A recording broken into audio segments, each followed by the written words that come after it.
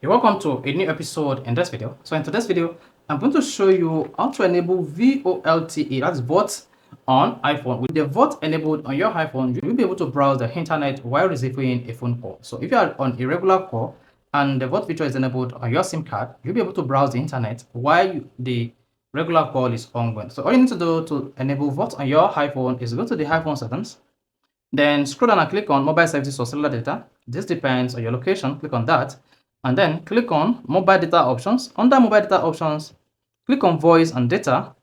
And here you want to enable VoLTE. So VoLTE allows you to make voice call over LTE.